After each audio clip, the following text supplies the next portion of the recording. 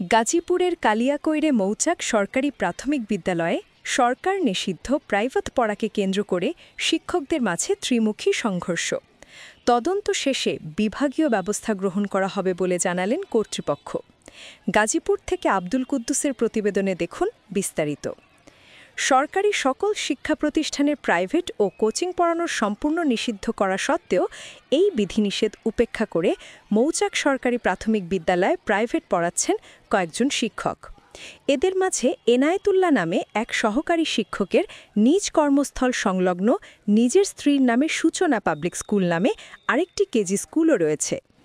তার কাছে প্রাইভেট না পড়লে স্কুল থেকে বের করে দেওয়ার হুমকির অভিযোগ রয়েছে ওই শিক্ষকের বিরুদ্ধে।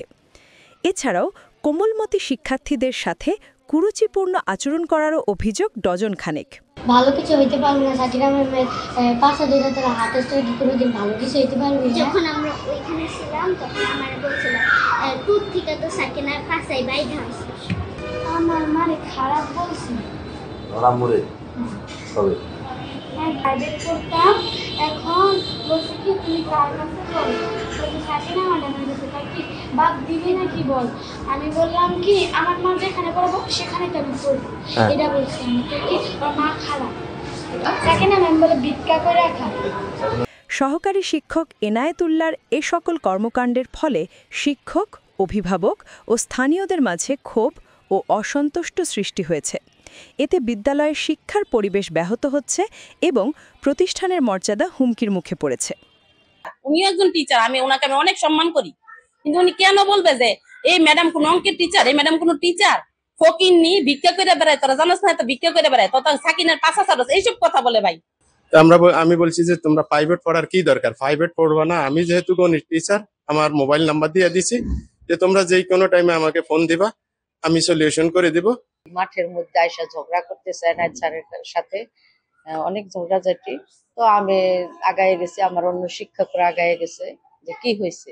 তখন ওই মিমের মা বলছে যে এনায়েত স্যার আমার মেয়েকে এই কথা বলছে। এই প্রাইভেটকে কেন্দ্র করেই তো এত বিষয়। ঘটনার সত্যতা যাচাইয়ে ৩ সদস্য বিশিষ্ট একটি কমিটি গঠন করা হয়েছে। প্রমাণ পেলে আইনগত ব্যবস্থা গ্রহণ করা হবে জানালেন উপজেলা শিক্ষা অফিসার মোহাম্মদ আব্দুল মতিন।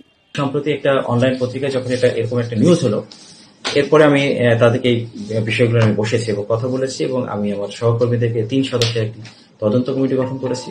তারা সরজমিনে দেখছে এবং তদন্ত প্রতিবেদন পাওয়ার পরে আমি বুঝতে পারবো। এবং যদি এটি সত্যি ঘটনাগুলো হয়ে থাকে যে যার কথা আপনি বলছেন যে শিক্ষক অশ্লীল ভাষায় কথা বলে, এটি শিক্ষকের পেশার সাথে এটি যায় না। হ্যাঁ, শিক্ষক মানেই হচ্ছে তিনি মানবতার ফেরিওয়ালা, তিনি মানুষকে আদর্শ শিক্ষা দেন, নীতি নৈতিকতা শিক্ষা দেন।